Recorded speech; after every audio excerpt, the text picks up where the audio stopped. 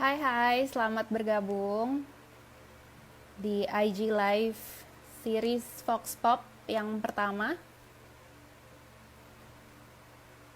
Kita tunggu kita tunggu lebih banyak lagi untuk bergabung.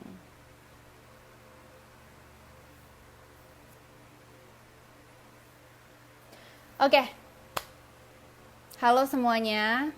Selamat datang. Nama gue Tony. Gue adalah host Vox Pop Indonesia Instagram Live, seri cerita kita. Seri cerita kita ini nantinya akan tayang setiap hari Rabu, Minggu pertama, dan Minggu ketiga, jam 8 malam waktu Jakarta.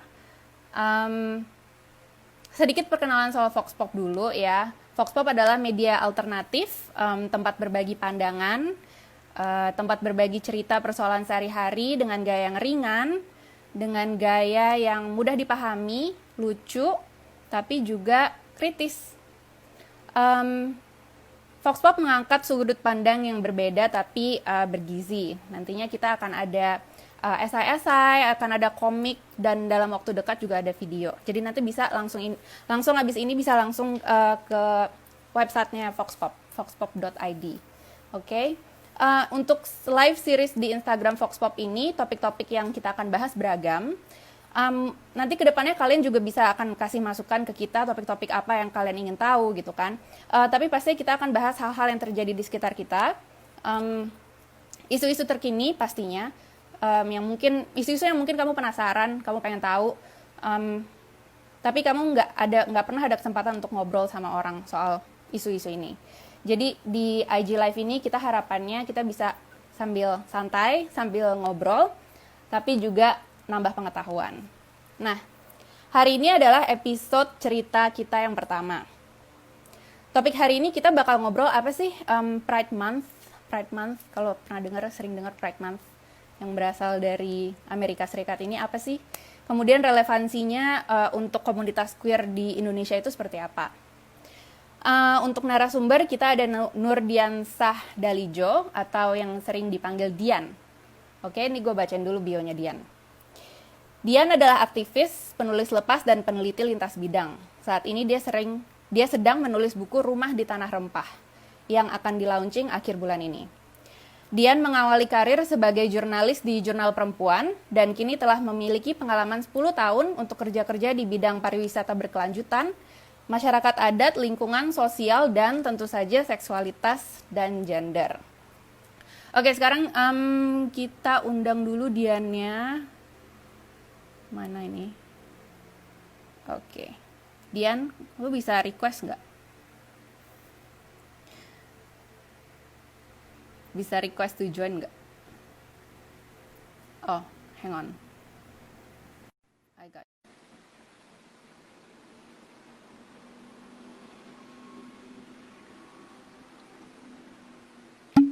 Hai Halo, Dian, halo. Nice to meet you. halo Tony, apa kabar? Baik, apa kabar? Gimana situasi di Jakarta? Halo? Iya, Baik. aku dengar. Ah, Oke. Oke, tadi sempat berhenti sebentar. Dian, mungkin kamu bisa perkenalin diri sendiri juga lagi dulu tentang kerja-kerja kamu di bidang seksualitas dan gender apa aja yang sudah oh, selama ini kamu lakukan? Kamu aktif di eh, organisasi mana? Ya. saat ini nggak terikat dengan.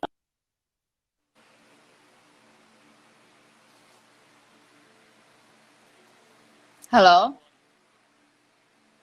Koneksinya agak agak jelek nih, Dian. Sebentar. Tunggu. Sorry, tunggu. Dian, koneksi kamu putus-putus. Tunggu sebentar deh.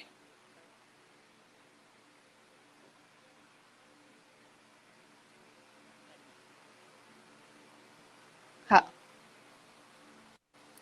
Halo?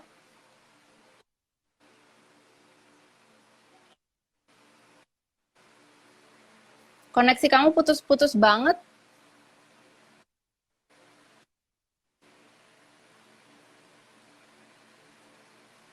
Halo?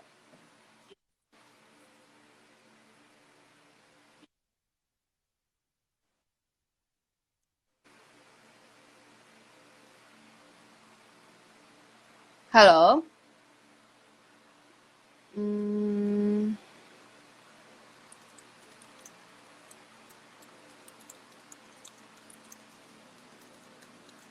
sebentar ya. Ini koneksinya.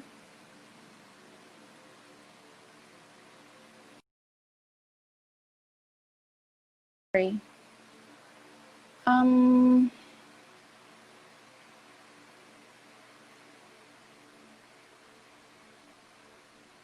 Oke, sebentar. Ada permasalahan di koneksi. Kita tunggu Dian untuk bergabung kembali. Hmm,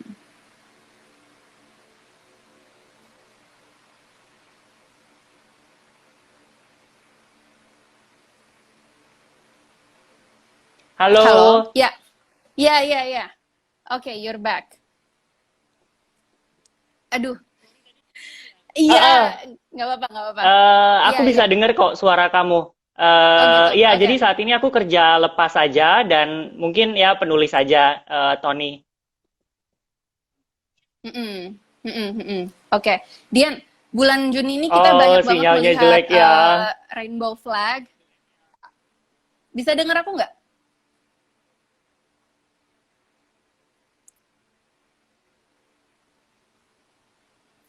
Halo, Dian. Aduh, koneksinya sayang banget nih. Haduh, haduh, haduh.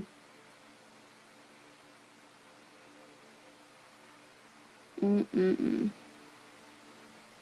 Sayang sekali.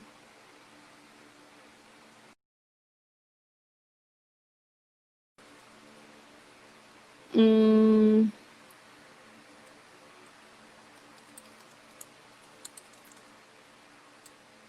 Oke, kita sambil nunggu Dian untuk pindah posisi, untuk mencari posisi yang lebih bagus. Teman-teman kalau misalnya nanti ada pertanyaan langsung aja di komen atau kalau misalnya mau apa namanya, kalau mau DM juga bisa DM ke Instagramnya Vox Pop atau Instagram gue juga bisa. Oke, okay.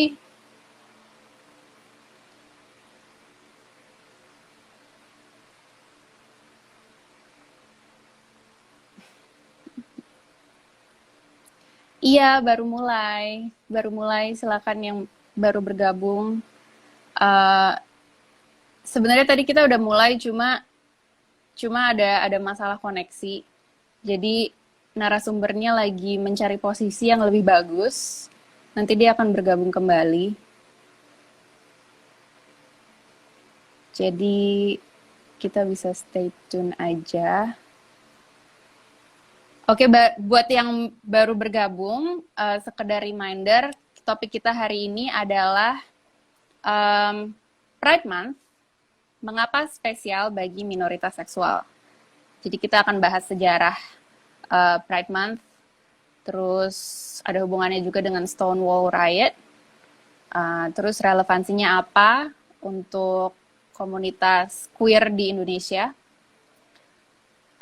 Iya, live-nya akan di-save, tenang aja. Kalau Dian bisa balik lagi untuk bergabung.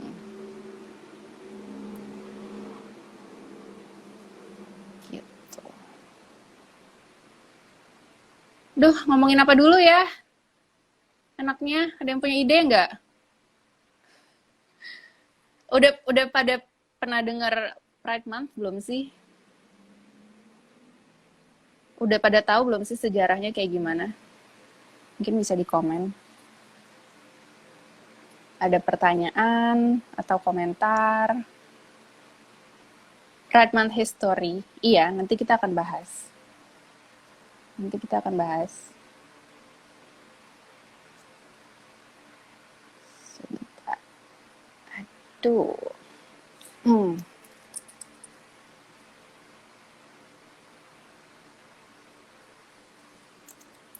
Gimana Pride Month di Taiwan?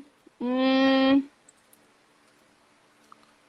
Pride Month di Taiwan sejujurnya kayaknya sepi-sepi aja ya. Karena kita di Taiwan, oh ya buat yang belum tahu gue base-nya di Taiwan. Um, karena di Taiwan kita punya Pride Parade itu bulan Oktober biasanya. Bulan Oktober. Jadi pas Pride Month-nya sendiri pas bulan Juni itu nggak ada parade. Ya mungkin ada sih kayak acara-acara kecil gitu, cuma bukan parade yang benar-benar besarnya. Kalau yang besarnya itu bulan Oktober dan itu besar banget, itu terbesar di Asia. Jadi orang-orang dari Jepang, dari Indonesia bahkan juga ada, dari mana-mana, dari seluruh dunia, dari Asia terutama, itu mereka datang ke Taiwan untuk join parade kita di bulan Oktober itu. Gitu. Oke, Dian udah masuk lagi. Mari kita sambut.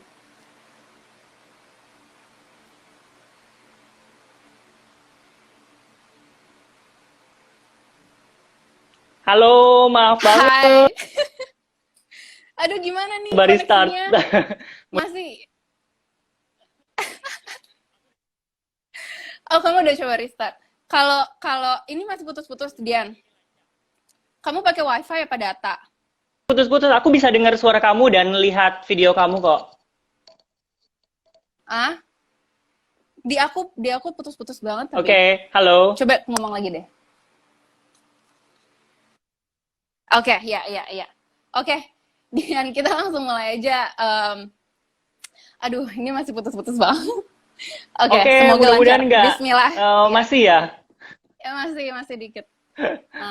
Oke, Eh, Dian, kita mulai aja langsung ya. Ini bulan Juni. Pride Month itu apa sih? Historinya seperti apa? Tadi ada yang nanya. Apa sih asal mulanya Pride Parade itu seperti apa, Dian? Oke, apakah di sini udah pas? Iya. Iya. Oke, aku cari posisi lain aja. Sip, Iya, sorry banget. nggak apa-apa. Oke, Mm-mm. mungkin langsung aja kali ya, nggak usah kenalan lagi. Siap, siap. Oke, Iya, tadi aku udah kamu tadi dengar nggak pertanyaan aku? Iya, jadi apa namanya Pride Month itu asalnya dari mana, Dian? Historinya seperti apa? Mungkin bisa diceritain di US itu seperti apa, era seperti apa waktu itu? oke, soal Pride ya, atau di bulan Juni ini. Eh, Sebetulnya ngomongin bulan bulan Pride ini atau Pride Month ini, sebetulnya kita ngomongin secara langsung pastinya adalah soal sejarah gerakan LGBT atau banyak yang menyebutnya sebagai Gay Liberation Movement. Perlu dipahami bahwa kata gay pada saat itu dipakai bukan hanya mengacu kepada laki-laki, tetapi ketika misalnya kita taruh aja misalnya ketika kerusuhan Stonewall terjadi, Stonewall Inn di New York City, itu tahun 1969, pada saat itu di Amerika Serikat sendiri, sebetulnya perilaku homoseksual ataupun katakanlah trans dan juga LGBT untuk bisa menunjukkan perilaku, gaya hidup maupun ekspresinya itu dianggap sebagai sesuatu yang ilegal atau melanggar hukum. Jadi sebetulnya kalau misalnya kita mau lihat sejarah dari Pride Month itu sendiri adalah berawal dari kerusuhan yang terjadi di Stonewall Inn itu. Stonewall itu kalau misalnya ada teman-teman yang tidak tahu itu adalah sebetulnya semacam gay bar. Sekali lagi, aku nyebut gay bar bukan berarti itu mengekskludkan kelompok transgender ataupun lesbian, tetapi pada saat itu kata gay juga dipakai untuk lesbian, yaitu gay female, dan juga kata transgender itu belum bisa dibilang belum diperkenalkan kata transgender. Jadi mereka masih menggabungkan dirinya dalam konteks kata gay yang sangat politis. Jadi pada waktu itu sejarahnya seperti itu. Nah, ketika di Amerika Serikat sendiri, waktu itu perilaku ataupun gaya hidup LGBT masih dianggap sebagai suatu penyimpangan dan juga kriminal, hampir tidak ada tempat di New York City itu yang aman untuk kelompok LGBT, bahkan untuk berdansa dan juga bertemu. Jadi pada waktu itu Stonewall Inn sebagai suatu gay bar itu menjadi tempat berkumpulnya kelompok LGBT di sana. Ada go-go dancernya dan juga ada drag queen. Jadi pada saat itu tahun 1969 kata drag queen itu sudah dipakai dan juga kata go-go boy ataupun uh, semacam cowok yang menari seksi di atas bar gitu untuk hiburan. Jadi itu terkenal banget pada saat itu. Dan tapi juga jangan lupa Stonewall itu adalah suatu tempat ataupun merujuk pada konteks. Stonewall Inn sendiri sebagai sebuah gay bar itu dimiliki oleh kelompok mafia karena nggak mungkin pada masa itu di mana Amerika Serikat mengkriminalkan LGBT, tiba-tiba ada bar yang bisa beroperasi berbisnis tanpa menyogok pihak kepolisian di sana. Makanya itu Stonewall dimiliki oleh mafia. Lalu kemudian pada suatu malam ada aksi penggerebekan oleh kepolisian di departemen atau divisi moral di New York. Pada saat itu memang ada namanya kayak moral department gitu. Itu menggerebek Stonewall Inn itu lewat tengah malam, tapi sebelum pagi. Nah, kemudian pada saat polisi masuk menggerebek dan juga berusaha untuk melakukan penangkapan, terutama penangkapan kepada teman-teman transgender ya yang saat itu sangat nampak. Kemudian malam itu terjadilah kerusuhan di situ yang kita kenal dengan nama Stonewall Riot itu. Tapi yang lebih penting adalah sebetulnya ketika kita bicara tentang gerakan pembebasan LGBT, Stonewall itu adalah suatu momentum di mana dimulainya gerakan LGBT modern. Sebetulnya yang jauh lebih penting lagi itu adalah sebelum tahun 1969 dan juga setelah peristiwa kerusuhan Stonewall itu yang kemudian perlu kita lihat. Jadi aku tidak bermaksud untuk mengglorifikasi itu ya. Lalu kemudian di perayaan 1 tahun Stonewall yaitu di tahun 1970 pada saat itu kalau nggak salah setelah kerusuhan itu ada yang namanya disebut Gay Liberation Front. Jadi pada saat setelah kerusuhan, kelompok LGBT di Amerika Serikat itu mengorganisir diri dan membentuk sebuah organisasi modern untuk perjuangan hak-hak LGBT. Jadi 1 tahun perayaan kerusuhan Stonewall itulah yang kemudian diinisiasi untuk melakukan apa yang kita kenal dengan Pride Month atau dulu disebutnya Gay Pride ya. Gay bukan bermaksud hanya kepada laki-laki aja. Gitu sih Tony. Oke, kalau di Indonesia sendiri seperti apa pergerakannya? Apa namanya dampak dari Pride itu seperti apa sih di Indonesia atau kita memang udah ada sejarah sendiri, komunitas sendiri pada waktu itu? Seperti apa? Ya, aku rasa mungkin setelah era 90-an ya, kemudian baru populer yang namanya si gaung Gay Pride ini, karena si Stonewall Riot itu kan dia menjadi gerakan yang kemudian skalanya menjadi global. Dan kemudian banyak menginspirasi juga kelompok-kelompok LGBT di berbagai negara di luar Amerika Serikat. Dan kemudian gaung dari Pride Month ini tersebar sangat luas, bahkan sampai ke sini. Jadi aku rasa itu kemudian mulai populer di era, mungkin menurutku era setelah tahun 2000-an ya.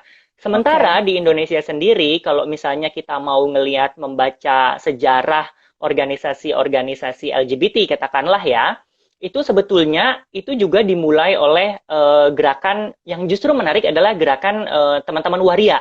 Atau mungkin kita sekarang lebih banyak mengenal atau mereka lebih banyak mengidentifikasi diri dengan kata transpuan ya. Tapi aku menyebut waria bukan untuk bermaksud merendahkan kelompok transpuan, tetapi konteksnya memang pada awalnya adalah kata waria yang kemudian digunakan.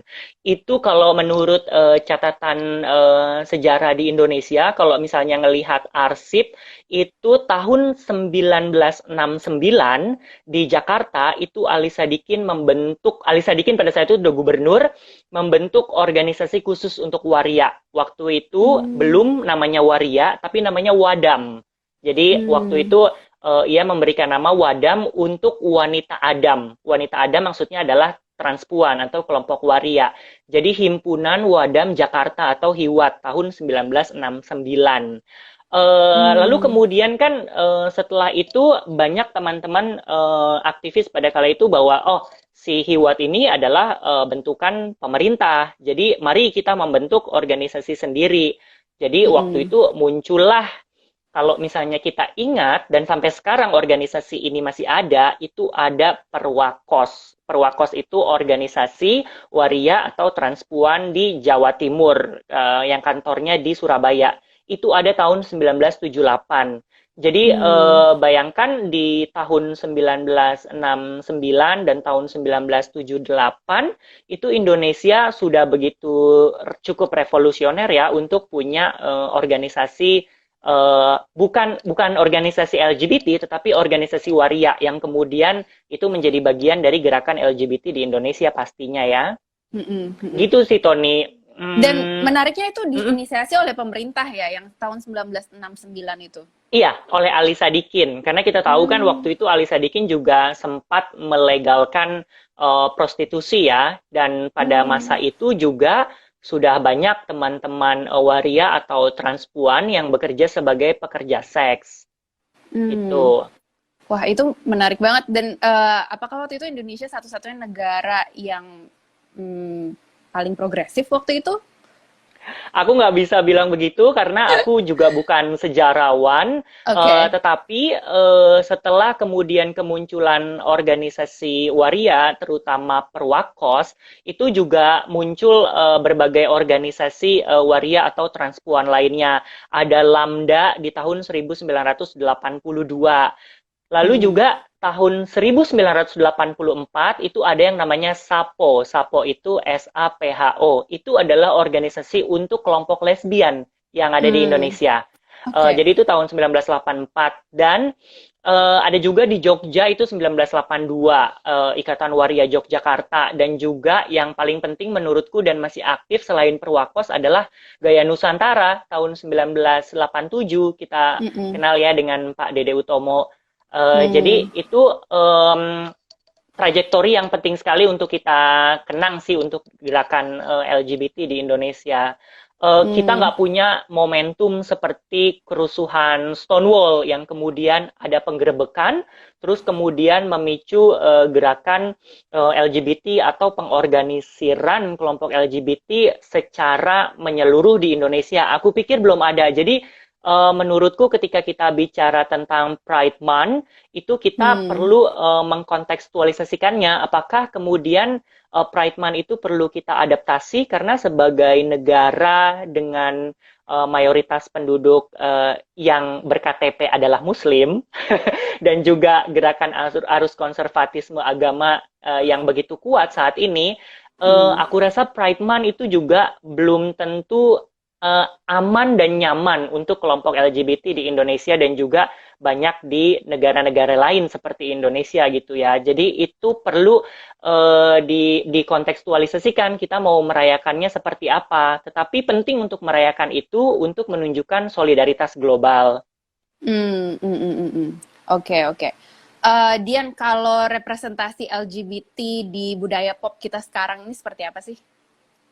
Sebenarnya banyak banget ya. Kalau misalnya teman-teman ingat tahun 1970-an, Benyamin S. itu pernah menyutradarai sebuah film di mana tokoh utama dan tokoh sentralnya adalah dia sendiri, itu Mm-mm. Betty. Kalau misalnya masih ingat. Aku belum lahir. Aku juga belum lahir. Eh, Oke. jadi Betty ini, si Benyamin S itu menurutku cerdas banget ya. Jadi dia membuat suatu film di mana tokoh utamanya dia sendiri berperan sebagai sosok waria atau transpuan yang bekerja sebagai pekerja domestik ataupun pekerja rumah tangga di keluarga kelas menengah di Jakarta, dan itu menunjukkan keseharian bagaimana Betty sebagai seorang waria dan transpuan itu bekerja dan juga berkehidupan sehari-hari gitu. Menariknya sih Hmm. sebetulnya Benyamin tentu saja tidak pernah mengatakan kepada publik bahwa ia adalah kelompok LGBT. Jadi saya juga nggak mau outing orang ataupun memfitnah orang, tetapi yang paling penting adalah ketika Benyamin membuat film itu dan itu lucu, cerdas dan juga populer, menurutku Benyamin memberikan suatu agensi buat kelompok transgender maupun kelompok LGBT secara umum untuk memberikan suatu potret sosok transgender atau transpuan. Dan kalau kamu nonton itu filmnya, aku soalnya lahir tahun 80-an gitu ya.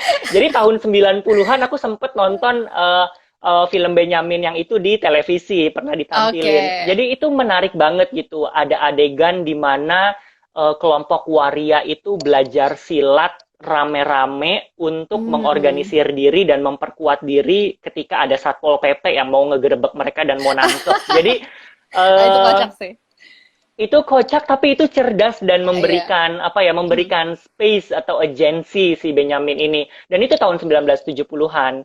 Hmm. Sebetulnya ada banyak sih. Ada juga pada saat itu film pertama tentang sosok transpuan itu ada Akulah Vivian. Akulah Vivian. Vivian adalah orang Indonesia pertama yang aku nggak bilang dia pertama melakukan operasi atau transisi medik ya dari laki-laki menjadi perempuan, tetapi dia yang pertama untuk mengajukan gugatan ke pengadilan untuk pengakuan dirinya sebagai perempuan. Itu tahun Hmm. 1970-an. Sebelum, kalau nggak salah 1977, aku agak lupa ya. Sebelum tahun 1980-an ada film Dorce. Dan juga Dorce Gamalama Hmm. menjadi orang yang kedua ya, mengajukan tuntutan ke pengadilan. Dan Vivian dan Dorce sama-sama menang untuk mendapat pengakuan bahwa transpuan atau waria adalah perempuan.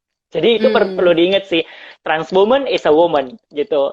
Iya, iya. Jadi ngomongin sejarah LGBT di Indonesia, nggak mungkin kita nggak ngomongin tentang sejarah teman-teman waria ataupun teman-teman transpuan sih, yang memang mereka adalah kelompok minoritas yang mengalami stigma sangat ekstrim dan juga Mm-mm. diskriminasi yang sistemik ya. Pastinya. Gitu sih Tony. Pastinya. Aku lahir tahun 90-an ya. Oke. Jadi Okay. jadi aku tuh memang memang memang apa namanya, perkenalan aku ke topik-topik seperti ini itu memang pertama tuh dari teman-teman transpuan sih, kalau kalau boleh jujur. Dan yang pertama itu udah pasti Dorce. Iya, Iya. meskipun dia nggak Hmm. nggak nggak mau mengakui dirinya bagian dari LGBT ya, tetapi Mm-mm. aku rasa kita perlu mengingat konteksnya ketika Dorce Gamalama tidak mau dikait-kaitkan dengan LGBT dan mengatakan bahwa dirinya bukan bagian dari kelompok LGBT. Situasinya saat itu Hmm. sangat represif dan dia nggak punya support system, dan memang aku nggak tahu apakah pada saat itu ada kelompok aktivis ataupun keterwakilan dari gerakan LGBT yang kemudian mendekati dia untuk bisa membantu dia menghadapi situasi yang sulit. Dan apakah Dorce-nya mau apa enggak. Tetapi terlepas dari itu semua, Dorce Gamalama adalah suatu representasi ya dari kelompok Mm-mm. LGBT di Indonesia yang memang masuk ke dalam ranah budaya pop gitu. Kalau Hmm. misalnya kamu kamu lahir tahun 90-an, pasti kamu inget film Si Manis Jembatan Ancol dong. Mm-mm. eh Si Manis Jembatan Ancol, catatan si Boy dengan Emonnya. Si Manis Jembatan Ancol itu ada sosok Karina, Oji Saputra, dan juga Ade Juwita. Mm-mm. eh ada Emon di catatan si Boy. Film-film Susana juga kadang-kadang menampilkan sosok waria, ada tokoh Ha-ha. waria yang jadi pekerja rumah tangga ataupun gay feminin yang jadi musuhnya dia di film Nyi Roro Kidul atau apa gitu, aku lupa. Jadi sebenarnya tahun-tahun 90-an atau katakanlah era Orde Baru, aku tidak Mm-mm. mengatakan era Orde Baru itu adalah LGBT mengalami situasi yang baik, enggak, tetapi memang persekusi tidak seperti era sekarang gitu. Hmm. Meskipun ada akademik yang mengatakan bahwa munculnya sosok-sosok LGBT, baik itu waria, transpuan, ataupun gay yang feminin, itu disebut sebagai fenomena yang pseudo, apa ya, pseudo acceptance, jadi kayak penerimaan yang Hmm. semu gitu, setengah-setengah Mm-mm. gitu. Kita Oke. menerima mereka karena mereka lucu, karena mereka memberikan hiburan, mereka Hmm. memberikan manfaat di dalam industri pop gitu ya, popular culture kita. Mm-mm. Tetapi Hmm. setidaknya ada ruang untuk kita untuk tampil di dalam budaya pop dan lain-lain gitu. Aku tidak Hmm. mengatakan bahwa gerakan LGBT sedang mengalami kemunduran, enggak, tetapi memang kita sedang menghadapi situasi yang sulit sih saat ini. Itu seiring dengan situasi politik kita ya pastinya. Mm-mm. Gitu Tony.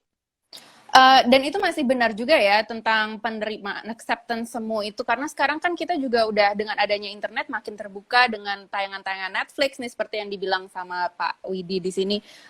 Ya, Queer Eye is very popular kan, teman-temanku semua nonton, ya, you know it's very funny gitu. Um, RuPaul. RuPaul, oh my god, iya. Menurut kamu gimana? Ini membantu nggak? Membantu pergerakan LGBT di zaman kita sekarang nggak?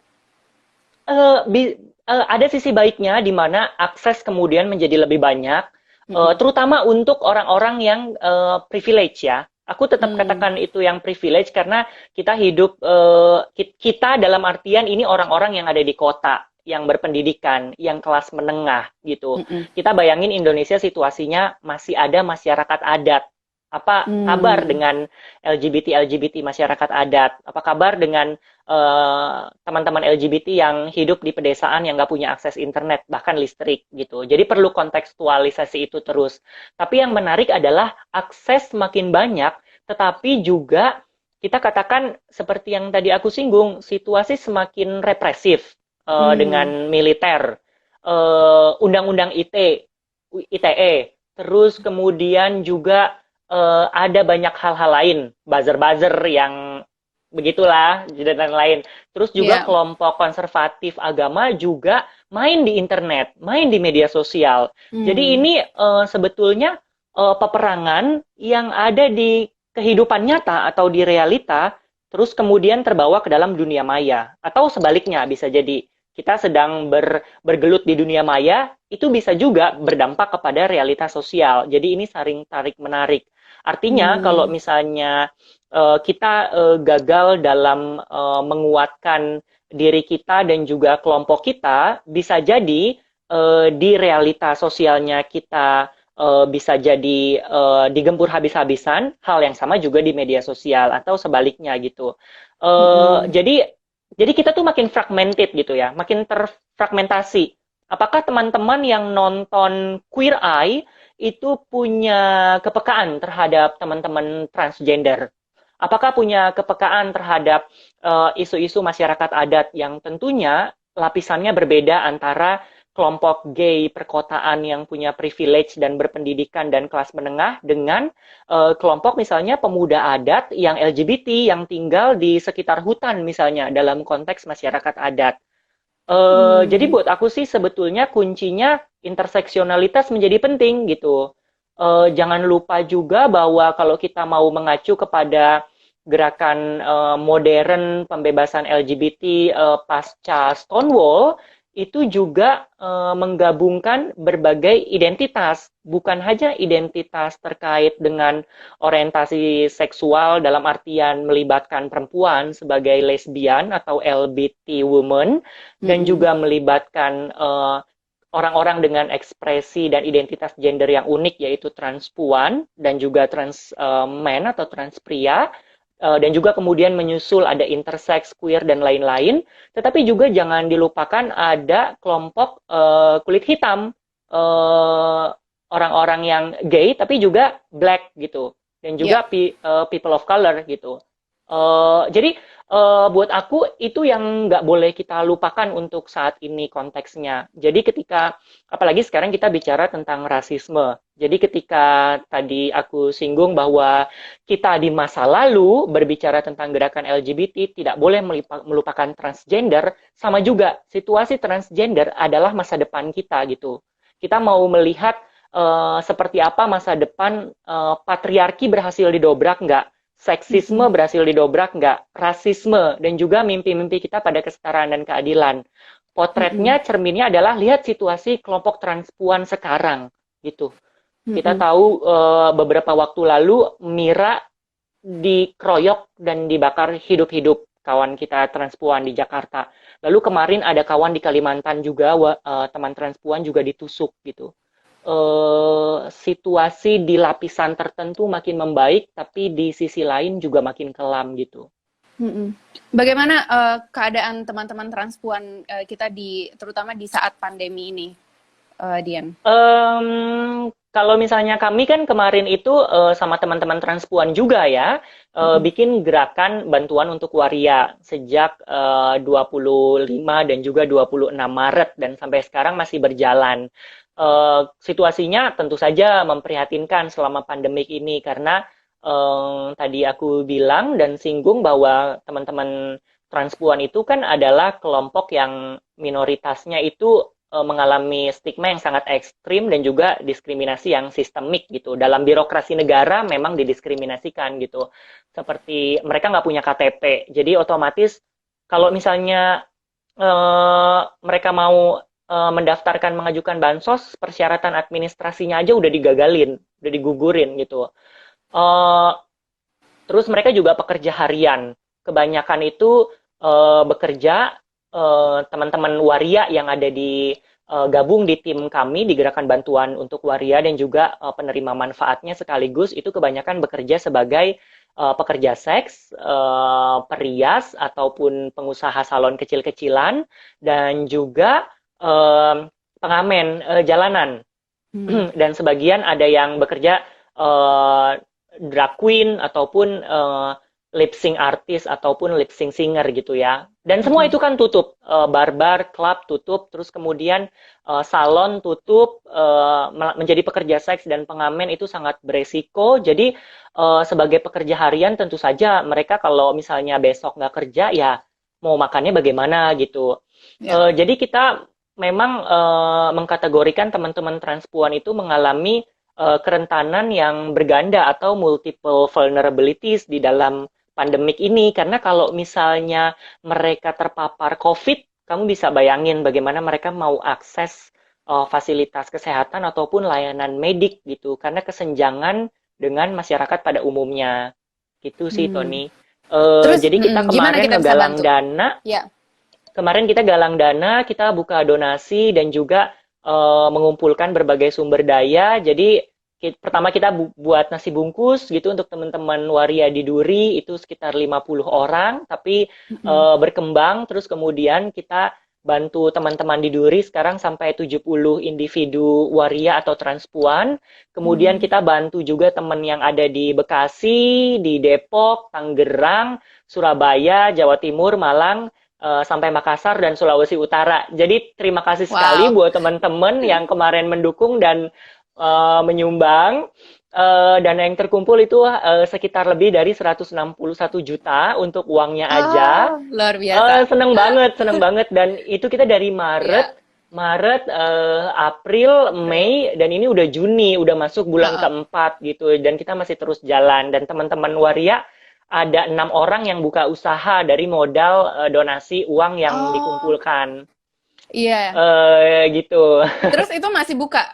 Kalau misalnya ada teman-teman yang mau menyumbang juga bisa kemana? Ke Instagram kamu atau kemana? Masih buka, kita tuh caranya konvensional banget, sangat sulit buat kita untuk buka open donasi di kanal-kanal yang ada di online itu karena kita membawa membawa kata waria dan kelompok waria Ya. sebagai keutamaan. Jadi Mm-mm. caranya ya transfer rekening, terus kemudian Mm-mm. atau kirim bantuan langsung. Kita punya Vokal Point dan juga punya markas kecil rumahnya Mama Ata di Kampung Duri, di Pasar Pos Mm-mm. Duri di Tambora. Jadi mungkin bisa japri aja atau DM ke Instagram Oke. aku yang di sini. Jadi nanti aku akan kabari. Kita Mm-mm. memang laporan itu belum punya ruang untuk eh, membuka laporan sebagai bentuk kita transparan dan akuntabel ya, tapi kita ada laporan Mm-mm. keuangannya, jadi teman-teman nggak usah khawatir meskipun itu transfernya rekening pribadi, saat ini yang dipakai kemarin ada rekening Ricky, saat ini kita bagi tugas, jadi ada rekening aku juga dipakai, meskipun Mm-mm. itu pakai rekening pribadi, kita semua ada catatannya, jadi teman-teman bisa request untuk laporan pengumpulan dana dan juga pemakaiannya. Jadi kita Iya. bisa berikan datanya sama laporannya. Dan laporannya rutin kok. Dan lengkap. Karena aku juga bantu. Makasih Tony, makasih udah bantu loh.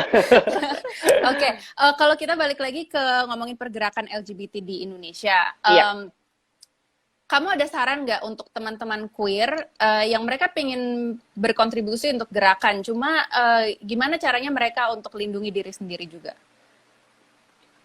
Ya, aku rasa itu faktor keamanan dan kenyamanan itu penting sekali ya untuk Mm-mm. dibicarakan. Kalau misalnya dulu pasca kerusuhan Stonewall tahun 1969 itu kemudian ada yang namanya Gay Manifesto yang jadi dokumen rujukan untuk keluar aksi protes serempak rame-rame kolektif. Ya. Em, Hmm. kita nggak ada momentum itu, jadi ketika kita bicara soal topik coming out of the closet dalam konteks Indonesia, itu betul-betul kita harus memikirkan selain betul-betul kita sudah selesai berproses untuk menerima diri sepenuhnya, Mm-mm. itu juga kita harus pikirkan keluarga. Kita di Indonesia kan kulturnya ada yang tinggal sama keluarga masih banyak Iya. dan juga sangat kolektif sekali ya antara kekeluargaannya. Jadi itu harus dipikirin. Mm-mm. Jadi pikirin juga support sistemnya. Hmm. Apakah ketika kita kemudian gini loh, come out itu kan you don't have to tell the whole world that you are gay gitu kan. Come out itu Ya. buat aku sih maknanya adalah kita menerima diri dan juga menerima diri sepenuhnya, bukan cuma menerima gay sebagai suatu orientasi seksual, tapi adalah lifestyle, adalah gaya hidup gitu. Ini bukan cuma soal kategori kita binatang yang suka sesama atau non hetero gitu ya, tapi Mm-mm. kita adalah manusia yang punya gaya hidup sendiri gitu Ya. dalam konteks gerakan sosial. Jadi penting banget dipikirkan. Dan Hmm. kalau misalnya apakah teman-teman perlu terhubung dengan organisasi ataupun komunitas LGBT terdekat ataupun di kota kalian gitu. Hmm. Kalau ada apa-apa, ada bantuan, ada pemahaman, ada bayangan bagaimana kita harus berproses gitu. Karena coming out itu sendiri adalah suatu proses internal juga buat kita Ya. menghadapi diri kita sendiri, menghadapi orang terdekat, orang tua, keluarga, menghadapi Mm-mm. lingkungan kerja, menghadapi lingkungan yang kemudian lebih luas, tapi juga kita harus pikirkan apakah kemudian ketika kita come out, bagaimana dengan pekerjaan kita? Apakah kita menghadapi dampak ataupun resiko paling buruk, misalnya banyak teman-teman yang diusir dari rumah, gitu. Ya. Apakah udah menyiapkan itu semua? Jadi aku sangat menyarankan teman-teman uh, cari tahu tentang pemahaman sebetulnya apa itu keragaman seksual. Kalau sudah paham, terus kemudian mencari tahu soal apa sih sebetulnya gerakan pembebasan LGBT ataupun yang sedang kita usung soal advokasi hak-hak LGBT sendiri sebagai kelompok minoritas politik. Lalu ya bersolidaritas, terhubung Hmm. gitu. Mm-mm. Bersolidaritas itu kamu nggak harus turun ke jalan kok terus dengan bawa bendera pelangi gitu. Enggak, Mm-mm. lakukan dengan cara yang menurut kamu aman dan nyaman, tapi juga memberikan kontribusi yang positif bukan cuma buat kamu, tapi juga buat orang lain, terutama untuk Hmm. komunitas kita ya, secara komunitas LGBT gitu. Jadi gabung komunitas itu penting juga ya? Penting banget gitu, penting banget karena Tony karena kayak aku sendiri, Mm-mm. maksudnya sebagai queer gay gitu ya, masa kecil menghadapi situasi bullying yang sangat hebat gitu ya. Hmm. Tiap hari dikatain banci, bencong, terus Hmm. kemudian juga mengalami kekerasan sama teman-teman karena kadang-kadang dipukul, jadi bahan olok-olokan gitu. Bertahun-tahun Hmm. menghadapi situasi seperti itu tentu membuat mental kita itu jadi turun, merasa uh, less human gitu loh Ya. dengan perilaku seperti itu. Apalagi yang dihadapi oleh teman-teman transpuan dan juga teman-teman waria ya, karena mereka visibilitasnya lebih tinggi daripada misalnya aku dengan sebagai gay gini. Um, jadi buat aku dengan kita terhubung dengan komunitas ataupun organisasi, kita punya solidaritas, kita menghimpun kekuatan bersama gitu, saling bantu, Hmm, bisa saling cerita gitu. Karena kita punya pengalaman dan perasaan yang unik. Jangankan di antara sesama kelompok LGBT ya, antara gay sama lesbian pun berbeda gitu. iya. Tapi kita terhubung sebagai salah satu bagian dari payung kelompok minoritas. Jadi itu Mm-mm. yang penting sih. Bukan kemudian mencoba kita mengkotak-kotakan ya, oh lo gay, lo lesbian, lo transgender. Jadi kita beda nih, gay mainnya sama gay aja, lesbian Iya, sama lesbian. iya. Bukan gitu. Tapi itu tadi sebagai kelompok minoritas gender dan seksual. Dan Mm-mm. juga kita mesti gabung juga dengan teman-teman kelompok perempuan ataupun teman-teman feminis ya, karena nggak mungkin kita mendamba kesetaraan dan keadilan LGBT tanpa adanya kesetaraan dan keadilan gender terlebih dulu antara laki-laki dan perempuan. Betul, Eh, betul. gitu sih Tony. Oke. Teman-teman kalau ada yang mau nanya, Iya, silakan aja dicek. gue sampai lupa untuk ngingetin. Iya, kalau ada yang mau nanya, silakan langsung aja di komen. Bisa. Mungkin pertanyaan terakhir dari gue juga, untuk menjadi Boleh. ally yang baik tuh seperti apa sih? Orang-orang non gay atau non LGBT yang mereka ingin ingin mendukung pergerakan, bagaimana caranya jadi ally yang baik? Aku rasa sebagai teman yang pasti juga punya teman gitu, Mm-mm. dalam dalam suatu relasi yang personal itu penting banget untuk tidak menghakimi ya, tidak menilai. Artinya ketika misalnya aku sebagai straight gitu, terus kemudian aku nggak paham tentang LGBT atau aku masih punya pergulatan bahwa sebagai seorang yang taat beragama LGBT itu dosa dan apa, ketika ada teman ya kita lihat dia sebagai manusia aja gitu, sebagai manusia di mana apakah kemudian dengan dia ngaku LGBT itu mengubah mengubah pertemanan yang udah terjalin gitu. Buat Mm-mm. aku itu penting sih, dan melihat aja gitu dia sebagai manusia selayaknya pada umumnya. Dan itu juga misalnya aku sebagai straight yang punya teman ngomong ke aku bahwa dia itu queer atau gay atau lesbian, kita harus berempati bahwa untuk dia ngomong begitu ke kita aja itu udah sulit banget loh. Dan aku Ya, rasa dia ngomong begitu ke kita karena dia percaya sama kita, karena dia nganggap kita sebagai teman. Jadi aku rasa jangan menghakimi dulu, tapi kita juga berproses untuk bisa memahami. Jadi aku juga memahami misalnya untuk teman-temanku yang non queer ataupun straight gitu, itu juga nggak mudah buat mereka punya orang dekat yang kemudian adalah bagian dari LGBT.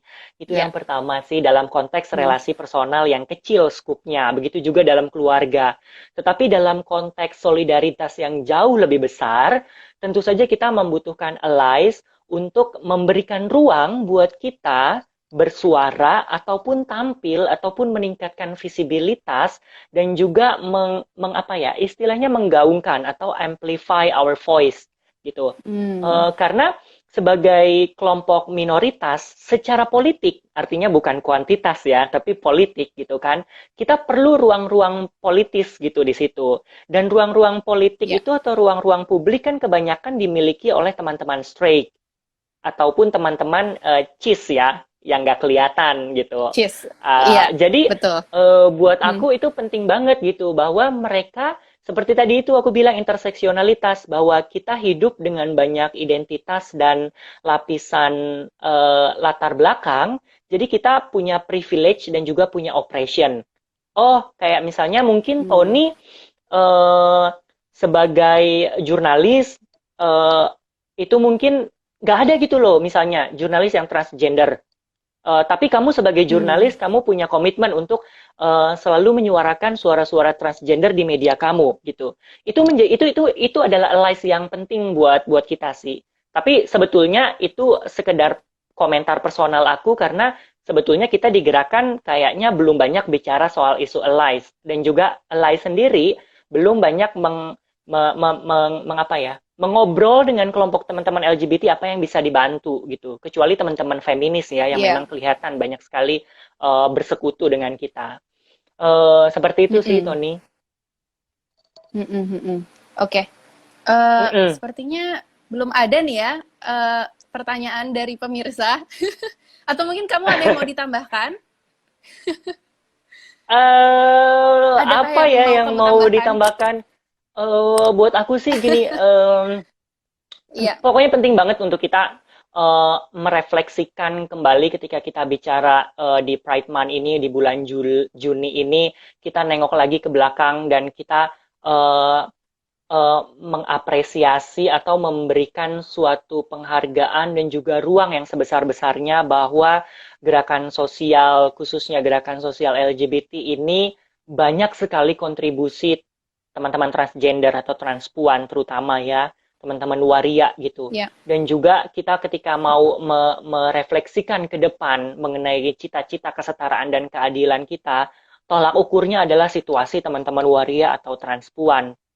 Kalau situasi Iya. mereka masih buruk, ketika kita bicara bahwa transpuan adalah perempuan, tapi kondisi mereka itu masih buruk sekali, bagaimana kita juga mau ngomong tentang isu kesetaraan dan keadilan antara laki-laki dan perempuan gitu. Gimana kita mau bicara tentang rasisme, seksisme, dan juga patriarki gitu. Jadi, aku rasa eh, penting banget untuk kita memberikan upaya yang jauh lebih besar lagi, menyuarakan teman-teman perempuan, memberikan ruang untuk mereka, dan juga melihat mereka selayaknya manusia ya, karena mungkin banyak dari kita melihat teman-teman waria atau transpuan di jalan sebagai pengamen, ataupun malam-malam kita lihat mereka Mm-mm. bekerja di jalanan gitu, ataupun di salon dan lain-lain. Jadi aku rasa uh, ignorance itu bahaya ya. Bahaya banget ignorance gitu Iya. ketika misalnya terutama teman-teman cisgender gay yang laki-laki nih yang suka banyak pamer-pamer di media sosial, terus kemudian Waduh. sangat sangat bangga Mm. dengan privilege yang dimilikinya sebagai sosok cisgender dan laki-laki dalam konteks patriarki dan kultur yang sangat heteronormatif gitu di Mm-mm. media sosial sangat koar-koar, tapi ketika ketemu di publik buang muka ataupun mencibir sama teman-teman transpuan atau Waduh. transfobik ya. Aku rasa itu Mm-mm. antara ayo belajar untuk memahami tentang keragaman seksualitasnya Mm-mm. atau cari bantuan deh, karena fobia itu penyakit Mm. gitu. Jadi Kayaknya buat teman itu bahasan IG live berikutnya deh itu. Jadi Panjang buat banget nih. teman-teman yang Ya. homofobik, bifobik, dan transfobik, aku nggak mau menghakimi kalian karena pasti kalian punya pengalaman masing-masing, mungkin punya Mm-mm. trauma dan lain-lain. Tapi please get some help, cari Tapi bantuan. kalau kalau misalnya mereka bilang, tapi kan memang itu kepercayaan pribadi aku, kamu nggak bisa maksa, gimana? Enggak sih kalau misalnya mau acuannya science, kita tahu fobia itu Hmm. adalah gangguan gangguan psikologis ataupun penyakit gitu fobia. Jadi kalau misalnya ada lucu-lucuan gitu ketika ada orang bilang em, gay ataupun non heteroseksualitas adalah suatu penyakit. Come on, di binatang itu semua spesies tuh hampir ada gitu Iya. yang sementara homofobia itu cuma ada di satu spesies manusia gitu. Dan mediknya aja namanya udah fobia gitu, dan itu kan udah Heeh. dihilangkan ya dari science bahwa itu bukan suatu penyakit, tapi Mm-mm. homofobia ya ya namanya aja udah fobia gitu. Jadi cepat-cepat cari bantuan. Aku nggak menghakimi, tapi itu tanda-tanda bahwa kita perlu mem, me- apa ya memperkuat diri Mm. kita dengan pengetahuan atau cari bantuan untuk bisa memahami gitu supaya Mm-mm. trauma atau pengalaman buruk ataupun sentimen ataupun stigma dan diskriminasi yang biasa kita lontarkan atau kita lakukan itu bisa bisa dihilangkan. Jadi memang Mm-mm. homofobia, bifobia, transfobia itu memang harus dimusnahkan dari muka bumi ini sih. Bukan orangnya, tapi Bukan orangnya, fobianya. fobianya. Iya betul. Ini ada yang nanya nih, kalau kalau yang heteroseksual ikut nge-share perayaan, tapi akhirnya dicap sebagai pro kelompok pelangi, dianggap negatif, itu ngeresponnya gimana? Kita bisa bilang apa? Kalau misalnya kamu ngerasa Hmm. yakin untuk ngebantu teman-teman yang non hetero, kenapa kamu mesti ofensif ketika dikira homo atau dikira gay gitu? Aku rasa aku jadi balik lagi gitu. Memang itu adalah Iya. suatu suatu hal yang tidak baik ya. Karena banyak temanku juga yang jurnalis, banyak membantu teman-teman LGBT gitu, menulis ataupun meliput tentang isu LGBT, terus dilabeli atau dicap sebagai gay misalnya. Em, itu memang sesuatu yang buruk dan memang perlu dijelaskan. Tetapi itu Mm-mm. hal yang sepertinya umum terjadi di tengah situasi yang masih nggak ramah terhadap homofobik. Tapi aku jadi bertanya lagi sama teman-teman yang strike ini, kalau misalnya kamu memang tulus mau membantu, kamu nggak perlu Mm. ofensif gitu ketika Mm-mm. dilabeli atau dicap sebagai gay. Kalau kamu Mm-mm. kemudian menjadi ofensif dan juga marah-marah, ngomel dan malu, ya ya terus Nggak bukan ngebantu alive dong. dong. Iya, Nggak ngebantu dong. Kenapa harus malu kalau iya misalnya benar. dilabeli itu gitu. Dijelaskan Mm-mm. aja, tetapi pelabelan itu ya kayak tadi aku bilang itu jadi hal yang lumrah di dalam situasi yang masih homofobik ini dan transfobik ya. Gitu sih. Mm-mm. Mm-mm. Benar. Ada Luar lagi nih biasa yang nanya, banget, Dian. aku nggak Apa? kebaik. Gimana? Mau tanya gimana trik biar kita tuh bisa Mm. hadir Buat buat teman-teman teman-teman dalam kelompok gender minoritas. Iya. maksudnya bisa hadir tuh ya buat aku sih gabung aja lah ya, gabung aja gitu. Toh Gabung gini loh, aja. kayak tadi aku bilang kita interseksionalitas. Manusia itu punya lapisan yang sangat beragam ya. Mm-mm. Mungkin kamu bukan bukan gay, tapi mungkin misalnya kamu eh, punya agama leluhur, misalnya kejawen. Oh, Mm-mm. dalam konteks ketertindasan kan kamu juga mengalami opresi. Kamu sebagai suatu kelompok minoritas secara politik karena agama kamu nggak Hmm. diakui oleh negara gitu. Jadi main aja karena gini, buat aku setiap orang pasti punya privilege dan punya opresi ya, pengalaman penindasan. Jadi penting banget untuk kita tuh bisa menavigasi itu loh, menavigasi bahwa kayak misalnya, oh aku nih dia nih sebagai queer gay, aku mengalami opresi Mm-mm. sebagai kelompok minoritas politik. Tapi sebagai seorang Muslim, sebagai seorang orang Jawa berpendidikan, tinggal dan lahir di kota besar, aku punya Mm-mm. privilege itu gitu loh. Jadi kita bisa bisa coba menavigasi gitu dan juga artinya jangan juga keterlaluan atau kelewatan, tetapi juga jangan juga nggak melakukan apa-apa gitu, nggak merasa bahwa gue kan bukan orang yang ditindas, hidup gue baik-baik aja gitu. Coba tengok diri lagi gitu ke belakang dan juga Mm-mm. pengalaman-pengalaman hidup, karena setiap orang pasti pasti mengalami penindasan dan juga punya privilege gitu. Cuma Mm-mm. kadarnya aja gitu. Kayak tadi aku bilang teman-teman waria sama transpuan ya kadarnya tuh sangat ekstrim sekali gitu. Makanya Iya. penting untuk diprioritaskan gitu sih. Apakah kita misalnya dalam konteks pekerja, kelas pekerja gitu kan sama gitu. Mm-mm. Refleksi dan berusaha untuk menempatkan diri ke sepatu orang lain gitu kan. Eh, eh, Iya. Hmm. Eh, udah tinggal 2 menit lagi nih, sayang banget. Tapi ini apa? Ada pertanyaan terakhir, bisa kasih rekomendasi portal selain Vox Pop untuk bisa akses info mengenai LGBT. Yang aku tahu sih Magdalene ya, magdalene.co itu dia sering ya, banget bikin artikel soal LGBT. Kamu tahu lagi ada lagi nggak, Dian? ada banyak. Jadi Mm-mm. inisiatif-inisiatif itu ada banyak. Aku nggak akan sebutkan satu persatu, tapi di era digital ini hampir semua organisasi, hampir nggak semua ya, hampir maksudnya sebagian besar organisasi LGBT yang ada di Indonesia dan di luar itu pasti punya website, punya media sosial. Please terhubung aja dengan organisasi atau komunitas LGBT yang merasa paling dekat sama kamu, baik itu dekat secara geografis ataupun dekat dengan cara-cara mereka melakukan kampanye dan advokasi gitu. Karena bidangnya beda-beda. Ada organisasi LGBT yang memang khusus melakukan kerja-kerja di sektor HIV. Ada organisasi yang memang khusus kemudian untuk LGBT women atau perempuan lesbian, bisex dan trans men gitu. Ada Mm-mm. juga misalnya hanya kelompok organisasi waria atau transpuan gitu. Dan itu kan beragam sekali karena memang kelompok LGBT plus itu plus plus plus gitu banyak banget Mm-mm. gitu dan masing-masing punya seperti tadi aku bilang pengalaman, perasaan dan pemikiran dan juga upaya-upaya yang mau dicapai, mimpi dan cita-citanya itu memang unik-unik gitu. Aku nggak bilang Dian, sendiri-sendiri tapi sorry memang nih. unik gitu. Ini udah sebentar lagi mau habis IG Sip, live-nya. Oke, thank you so much, Dian. Good luck Terima bukunya. kasih. Terima Terima kasih. kasih. Sampai ketemu lagi. Bye-bye. Sampai Bye-bye. ketemu.